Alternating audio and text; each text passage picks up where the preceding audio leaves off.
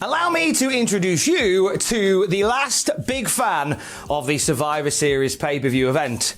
It's me, I am. It's been my favourite since I was a fan of a much younger vintage. Like, I love the idea of these teams where rivalries get shoved together. You get mix-ups of different wrestlers, maybe that wouldn't normally cross paths, getting amongst it one another. I love it. And I, like Becky Lynch, am somewhat annoyed with the fact that it's just kind of been boiled down to what's your favourite colour, red or blue. We can do Survivor Series better. In fact, I've come up with 6 better ways we can do it. Now, some of these still lean on Raw versus SmackDown as a concept, but we do it in a way that's a bit more intriguing. Some of them, you don't need it. For example, why does it have to be brand warfare when just warfare will suffice? You know, we've got an organic feud at the moment on SmackDown between Roman Reigns, the Bloodline, and the New Day. And there's Big E on Raw, who's like, oh, I'm very cross with you. So why don't we just let that happen without it having to be Raw versus SmackDown? Make it a 6-man elimination Survivor Series rules match at the pay-per-view. That seems like the most easy option, and you're not leaning it on, which is your favourite telly programme? It's just, here's a bunch of guys who've got beef, and they're going to settle it in a Survivor Series style. Okay, so maybe you want to make it more Survivor Series-y. You know, teams of 5 strive to survive. You can always bump these teams up to 5-on-5. You could have the New Day lean on the Street Profits, who have had similar issues with the Bloodline lately. And you can have the Bloodline call up Solo Sikoa for one night only.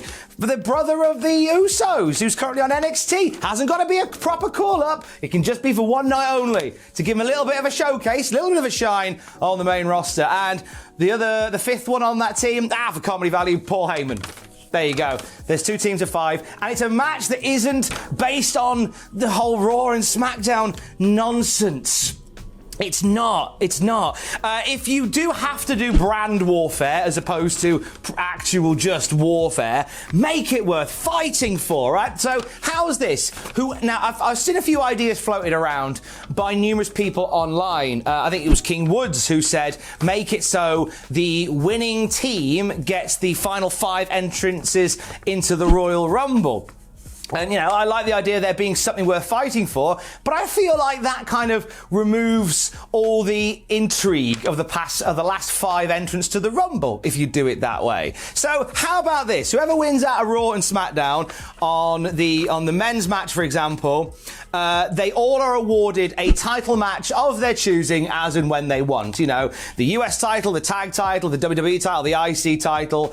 I mean, if you want to throw your opportunity away, the 24/7 title if you want. I mean, you could do this for the women's matches as well. I mean, it limits the amount of titles you can fight for because you've got the Raw women's, the SmackDown women's, and the women's tag, but you could easily do it there as well. It just gives something to fight for. So there is a carrot dangled for triumph, but how about a stick threatened for mediocrity? The team that loses doesn't get any title matches for 6 months. There you go. You could have it so maybe, but then, like, you know, the Royal Rumble's always the fun little caveat in that, isn't it? So you could have it so if the SmackDown team loses, Drew's like, I can't get a shot at the title. I have to win the Rumble. That's the only way to do it. Adds a bit of tension. You could do it that way. So if that's how you want to do a brand warfare, there's one way. I've got a few other ways as well. We can get to that in a bit. Away from the idea of it being the red show versus the blue show, how about just having your hottest rivalries played out in Survivor Series matches, right? And we're going back to the old days of Survivor Series with this. You know how, like you'd have teams that were captained by somebody in a rivalry with somebody, like how Razor Ramon would captain the 1994 Survivor Series team against Shawn Michaels and Diesel. You know, how you'd have that story played out, but with extra people. So, for example, we've got Becky Lynch and Bianca Belair, who've got an amazing rivalry at the moment, but it's kind of had to sit to one side while Survivor Series just happens, whilst we get Becky Lynch and Charlotte Flair again, and then we move along, and Bianca Belair is in a Survivor Series elimination match, and it just, I'm nervous that feud is just going to be thrown to the one side. What stops you having, right, Becky and Bianca building battling bands? So you have Becky Lynch and Bianca Belair get told, all right, it's Team Becky versus Team Bianca. You've got to go and find 4 people to team with you. And then you can get some really nice opportunities there. We talked about how we wanted to call up Solo Sikoa for a match with Roman Reigns and the Bloodline. What stops Becky Lynch from going, I don't trust many of the women on Raw and SmackDown, so I'm going to give Toxic Attraction a call on NXT. I'll have them on my team. You could have Bianca Belair, who, despite the fact that she's had a nasty rivalry with her, and despite the fact that she doesn't trust her, she knows that Charlotte Flair is one of the best women's wrestlers on the roster. So she goes to Charlotte to recruit her for her team.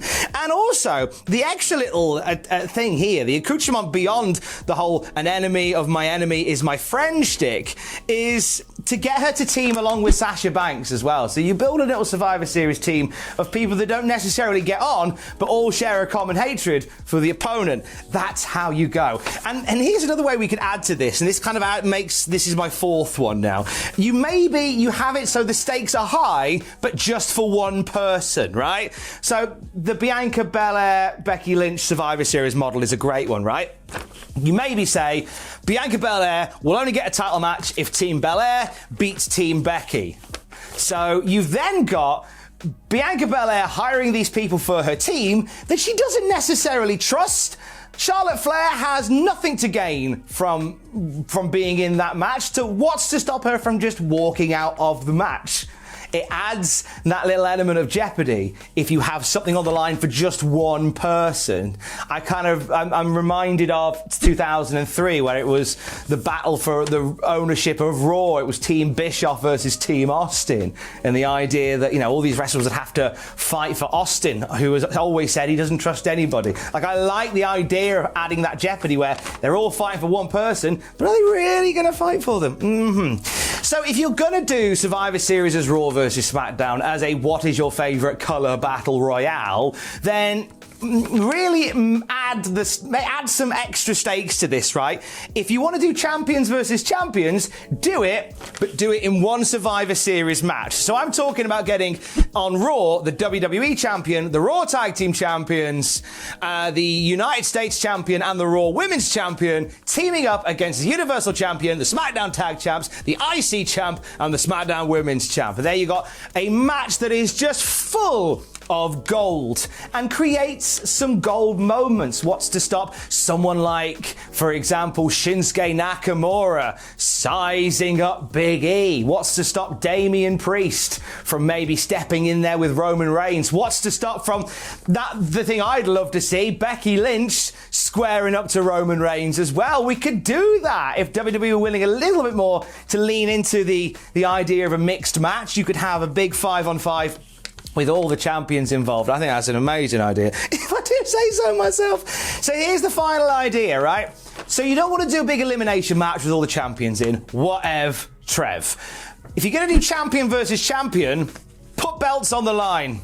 Yes, add some stakes by putting the titles on the line. Now, you could do this either with title versus title, both championships up for grabs. It gives you the possibility of getting a Becky 2 belts visual at the end of the night that you may have to sort out storyline-wise afterwards, but that's fine. But maybe you have a match or a series of matches that determines which brand's title is on the line in each match. So, for example, you have Shinsuke Nakamura, who, as a result of what goes on beforehand, is defending his Intercontinental title against Damian Priest. Or maybe the other way around, and maybe you have Damian Priest beat Shinsuke Nakamura and take the IC title to Raw. Jeopardy. How do we get it back? We figure all that out. The idea of having some titles on the line in these title versus title matches makes them a little bit more edgy than just an eager exhibition. It makes them a little bit more meatier than just the two top dogs in each division having a fight with no real consequence. If the belts are on the line, there is certainly consequence. But look, those are just 6 ideas that I pulled out of my bottom that I think would make Survivor Series a far more palatable affair. And this is coming from somebody that, as I said, loves the bones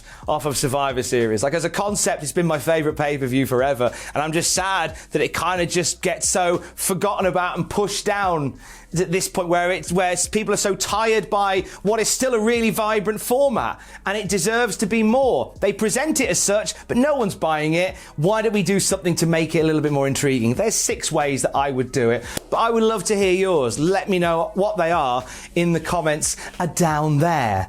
Share some of your favourites, and I'll speak to you soon. Stay safe. Love you. Bye.